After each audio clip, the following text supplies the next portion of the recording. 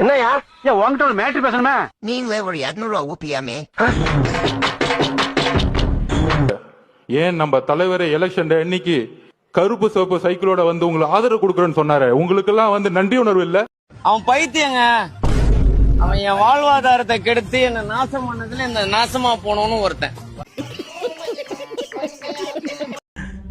எனக்கு ஒரு டவுட்ரா, நீங்களா வந்து இதெல்லாம் செய்யும் போதே தப்புன்னு தெரிஞ்சுதான் செய்றீங்களா இல்ல ஹீரோசம்காக செய்றீங்களா?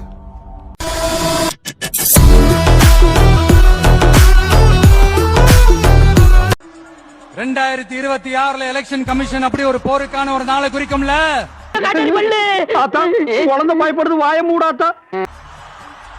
அன்னைக்கு அந்த நாள்ல அந்த தேதியில ஒட்டுமொத்த மக்களும் தங்களோட ஒத்த விரல்ல தமிழ்நாட்டில் இருக்கிற 234 தொகுதியிலையும் TVK சின்னத்துக்காக அவங்க அழுத்த போற ஒவ்வொரு பட்டியல இருந்து விடுற ஒவ்வொரு ஓட்டும் அணுகுண்டா மாறும் பாருங்க. இந்த காரி மூஞ்ச கதையெல்லாம் ஒரு காவிய கதை மாதிரி இங்க வந்து சொல்லி அங்க டைமை வேஸ்ட் பண்ணுகிற போட மரியாதையா.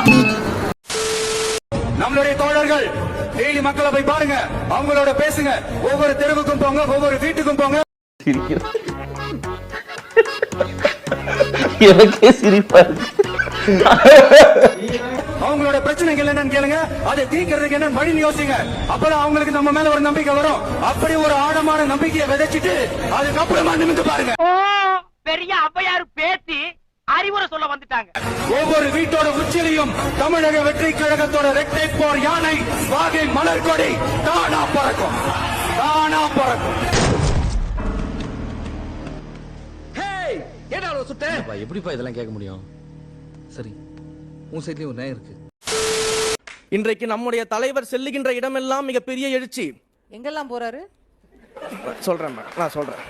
கண்டிப்பாக எங்களுடைய தலைவர் வந்து பல்வேறு இடங்களுக்கு சென்றிருக்கிறார். ஆனால் 2026 அரியணையில உட்கார போறாரு. எம்ஜிஆர் எப்படி 10 ஜெயிச்சாரோ எங்கால் வீட்டுல டீ சாப்பிட்டு அழகா ஜெயிப்பாரு.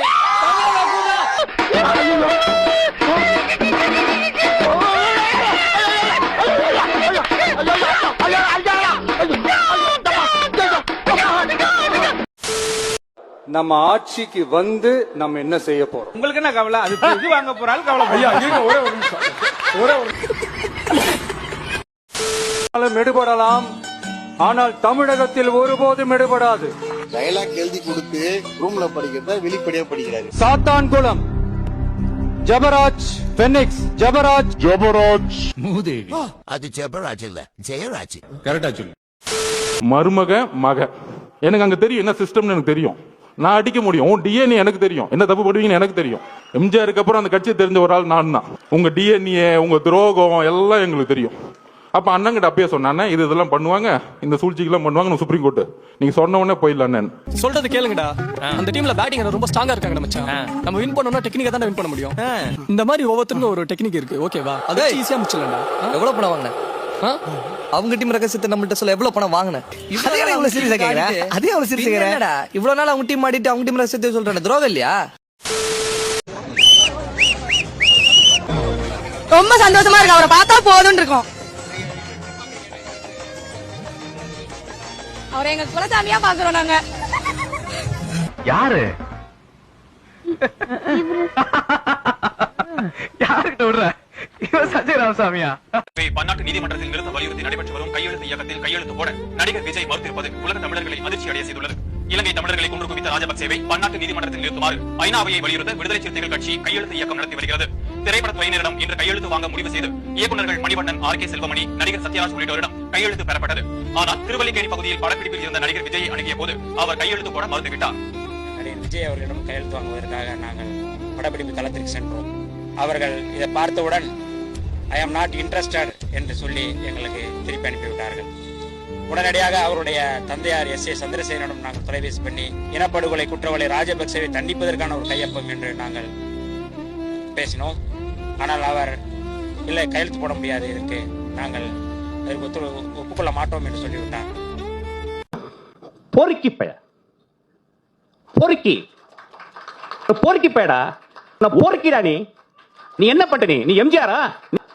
நீ ஒரு பொறுக்கிடா. நடப்பு அரசியல்ல கூட ஒரு தலைவன் எப்படி இருப்பான், ஒரு தலைவன்னா யாரு அப்படிங்கிற ஒரு கேள்வி இருக்குல்ல, அது இப்போ நிறைய இருக்கு. அணில் குஞ்சு கதையில நம்ம ஆரம்பிச்சோம் இல்லையா? அப்ப அந்த கேள்வி வந்துருது, யாரா தலைவன், யார் தலைவன், யார் தலைவன், தெருவில் கூட்டத்தை போட்டு 41 பேரை கொண்டுறவங்க தலைவனா அப்படின்னு கேட்கறாங்கல்ல பத்திரிகையில. Emotional damage.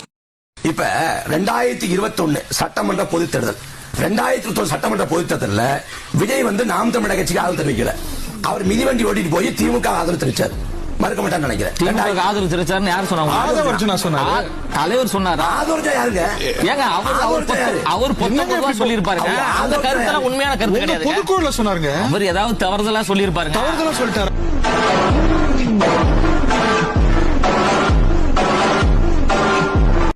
ஒருத்தர் 15 வருஷமா ஒரு எலெக்ஷன்ல கூட ஜெயிக்காம இருக்காரு. அந்த ஃபெயிலியரோட பேரு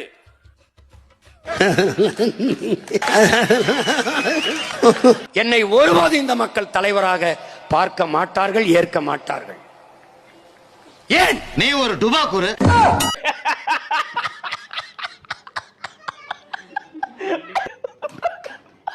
எனக்கு எதிரி எந்த வடிவத்தில் வந்தாலும் எதிர்த்து சண்டை செய்கிற பரம்பரை வீரர்கள்.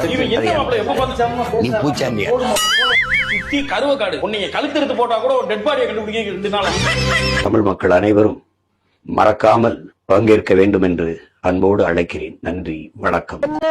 இனிமே அவனுக்கு செலவு பண்றதுக்கு காசு தான் பத்தாது. நாங்க தர்றோம். அப்படி போடுறாச்சா? அப்படி போடுங்கப்பா. அந்த பவானி பல பஞ்சு பஞ்சாக்கி சோழிய முடிச்சு விடுறேன்.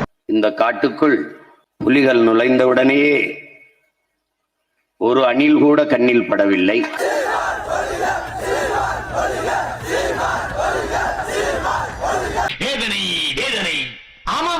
வேதனை இன்னும் கொஞ்ச நேரத்துல நீ என்ன வேதனை பட போற பாரு. அணில்களுக்கும் சேர்த்துத்தான் காடு வளர்க்க நாம் பாடுபடுகிறோம். நீ யாரு, என்ன குலம் கோத்திரம் எல்லாம் தெரியுண்டா? என்னடா உங்க கொள்கைன்னு கேட்டேன். என்னடா உங்க கொள்கை, என்னடா உங்க கொள்கை அப்படின்னு கேட்டா, தளபதி தளபதி தளபதி தூக்க வரமாட்டேங்குது, டிவிக்க தளபதி தளபதி தூக்க வரமாட்டேங்குது, தளபதி தளபதி டிவிக்க தூக்க வரமாட்டேங்குது. என்ன பைத்தியமா இல்ல பைத்தியமா நடிக்கிறானே? என்னடா உங்க கொள்கைன்னு கேட்டேன். என்னடா உங்க கொள்கை? அதே போல ரொம்ப தெளிவா தன்னுடைய கொள்கையை முடிச்சார். செகுலரிசம், சோசியல் ஜஸ்டிஸ் இதுதான் என்னுடைய ஐடியாலஜி. சமூக நீதி, ஜனநாயக அரசியல் இதுதான் என்னுடைய ஐடியாலஜி. பெரியாரை ஏன் நான் கையில் எடுத்துக்கிறேன், ஏன் வேலுநாச்சியாரை கையில் எடுத்துக்கிறேன், ஏன் அஞ்சலியம்மான கையில் எடுத்துக்கிறேன், ஏன் கர்மவீரர் காமராஜர் கையில் எடுத்துக்கிறேன், ஏன் அண்ணல் அம்பேத்கர் கையில் எடுத்துக்கிறேன் அப்படிங்கிற மிக தெளிவாக உடைச்சு பேசாரு. சமூக நீதி, சமத்துவம், சகோதரத்துவம் தான் ஒட்டுமொத்தமான எல்லா கட்சியோட கொள்கையா இருக்கு. ஆனா கொள்கையை உள்ள வச்சுட்டு வெளியே நடக்கிறது ஒண்ணா இருக்கு. நம்ம அப்படி நம்ம வெளிப்படையா பிராங்க உடைச்சு பேசிடுவோம்.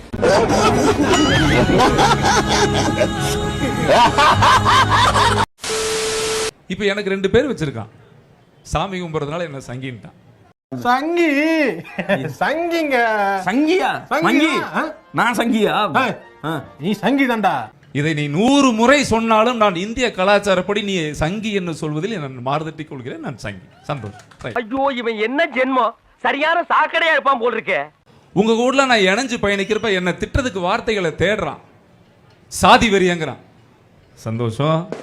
என்ன ஒரு சாதி வெறியன்னு சொன்னீங்கன்னா கையெடுத்து கும்பிடுறேன். ஆமா, நான் சாதி வெறியன் தான் சொல்லிக்கலாம், தப்பு கிடையாது. தனியா ஒரு அல்லக்கை வந்து மாட்டிடுச்சு.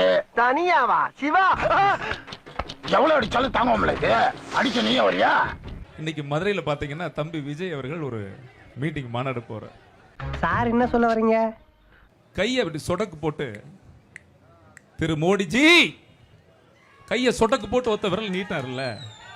ஆமாண்டா மயிராண்டி, நான் அப்படிதான்டா. என்னடா பண்ணு? 2014 ஏப்ரல் 16ஆம் தேதி அன்னைக்கு தேர்தல் பிரச்சாரத்தின் போது கொடிசியா வளாகத்துல பூனைக்குட்டி மாதிரி கையை கட்டிட்டு பொம்மை உட்கார்ந்திருந்தீங்க தம்பி. நான் உனக்கு என்ன அவ்வளவு இன்னைக்கு உலக நாடுகளே வியந்து பார்க்கக்கூடிய அமெரிக்கா, பொருளாதாரத்தை தீர்மானிக்கிற அமெரிக்காவே வியந்து பார்க்கிற ஒரே பிரதமர் மோடி தானையா? இந்த நாய் குப்பத்துல பிஞ்சு போன ஆப்பம் வித்துட்டு இருக்கு. இது ஈரான், ஈராக்கு, சதாம் ஹுசேன் ரேஞ்சுக்கெல்லாம் பேசுது. மிஸ்டர் மோடின்னு கை நீட்டி சொடக்கு போட்டு கூப்பிடுற, இதுதான் அரசியல் நாகரிகமா? அப்படிங்களா? ரொம்ப ரொம்ப சாரி சார். அப்படிதான் பேசுவேன். நீ இப்படி இருந்தா இந்த பிள்ளைகள்லாம் எப்படி இருப்பாங்க? உன்னை நம்பி வந்திருக்கிறாங்களே கண்ணுங்களா. நீ என்னடா சொல்றது? சொல்ற புண்டை, எங்களுக்கு தெரியும் நீ சூத்த மூடு. நாங்க ஒன்னும் ஏற்கனவே 15 தரேன்னு சொல்லி ஏமாத்திட்டீங்க. யார் சொன்னது 15 லட்சம் கொடுங்க? ஏன் பிரதமர் மோடி தான் சொன்னாங்க. எனக்கு ஆதாரம் கொடுங்க. பதில் கேட்கிறாயா? அதவே எடுக்கிற முடிவெல்லாம் நமக்கு சாதகமாட்டாயா இருக்கு. எந்த கூட்டத்துல சொன்னார்? பிரச்சார கூட்டத்துல சொன்னார். என்னன்னு சொன்னார்? 15 லட்சம் தரேன்னு சொன்னார். இல்ல என்ன எப்படி சொன்னார் சொல்லுங்க. எப்படி சொன்னார்? 15 லட்சம் தரேன்னு எப்படி சொன்னார்? கருப்பு பணத்தை மீட்டெடுத்து 15 எல்லாருடைய அக்கௌண்ட்ல போடுவேன் அப்படி சொன்னாரா? சொன்னாரு. ஐயோ, எந்த ட்ரெண்ட்ல பேசினாலும் எந்த ரூட்ல போனாலும் விடவே மாட்டேங்கிறானே, நான் என்ன பண்ணுவேன்? மத்திய இணையமைச்சர் 2019 தேர்தல் சொல்றாரு மோடி 15 லட்சம் தரேன்னு சொன்னது உண்மைதான் சொன்னது. நான் பேர் சொல்றேன். யாருங்க? நான் சொல்றேன். என்னடா சிரிக்கிற? வாய மூடுறா. பெரிய பல்லழக. ராம்தாஸ் அத்வாலா மத்திய பாஜக அரசின் சமூக நலத்துறை இணையமைச்சராக இருக்கக்கூடியவர் 2014 மோடி சொன்னாரு. அந்த பணத்தை 2019 சொல்றாரு, நாங்க இந்த 15 லட்சத்தை கண்டிப்பாக கொஞ்சம் கொஞ்சமா கொடுப்போம். ராம்தாஸ் அத்வாலே அவர்கள் முதல்ல பிஜேபி காரர் கிடையாது, இந்திய குடியரசுக்கு. என்னது ஒரு பேச்சு சொன்னா உடனே நல்ல சிறப்பா பிக்கிறாங்க. ஒண்ணு. ரெண்டாவது, அவர் சொல்லி இருந்தாலும் ராம்தாஸ் அத்வாலா சொல்லியா? அவர் அப்படி சொல்லலைங்க. மகனே செருப்ப காட்டி பிய அடிச்சு போடுவேன். என்ன அப்புறம் மோடி சொன்னாரு, மக்களை ஏமாத்தினாரு. நீங்க மோடி வார்த்தை ஜாலத்துல தப்பிச்சிட்டாரு. நீங்க நரேந்திர மோடி ரொம்ப தந்திரமா பயன்படுத்தினார் வார்த்தை. நீங்க நரேந்திர முடியல அதே மாதிரிதான் மோடியும் பண்ணாரு. பிரச்சாரத்தை சொன்னாரு, கருப்பு பணத்தை மீட்டெடுத்து உங்க அக்கௌண்ட்ல 15 லட்சம் போடக்கூடிய அளவுக்கு பணம் இருக்கு, நான் போடுவேன் அப்படின்னாரு. அப்ப நீ குத்துமதி பார்த்தா கேட்டியா? நானா தான் ஓடிட்டனா? இதுக்கு பேர் தான் போட்டு வாங்குறது. அப்படின்னா கிவ் அண்ட் டேக் பாலிசி. எப்படி நீங்க மக்களுக்கு எப்படி புரிய வைப்பீங்க எவ்வளவு கருப்பு பணம் இருக்குதுன்னு? மக்களுக்கு புரிய வச்சீங்களா? சரி, கருப்பு பணத்தை மீட்டுட்டீங்களா? தப்பு பூரா நம்ம மேல வச்சுக்கிட்டு அவரு தப்புன்னு சொல்றது தப்பு சார். நாயும் அவரு பக்கத்துல இருக்கு சார். கண்டிப்பா. எங்க கருப்பு பணத்தை எப்படி மீட்டணும் உங்களுக்கு சொல்லணுமா? ஆமா, கண்டிப்பா. நல்லா கொஞ்சம் அமைதியா பொறுமையா டென்ஷனாக இருக்குது. அறிவு கொழுந்து காக்குங்க. இன்னைக்கு டிமானிட்டைசேஷன் ஒரு விஷயம் கேள்விப்பட்டிருக்கீங்களா? ஆமா, மறக்க முடியுமா?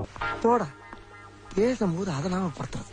உங்களால மறக்க முடியாது. எத்தனை பேர் நடுத்தரில் நின்றாங்க. இல்ல மோடியின் இந்த நடவடிக்கையால் 55 பொதுமக்கள் மரணமடைந்துள்ளனர். வேற எங்கடா வரணும்? வேற வர துணைக்கு இடமே இல்லப்பா. இதாப்பா எண்டு.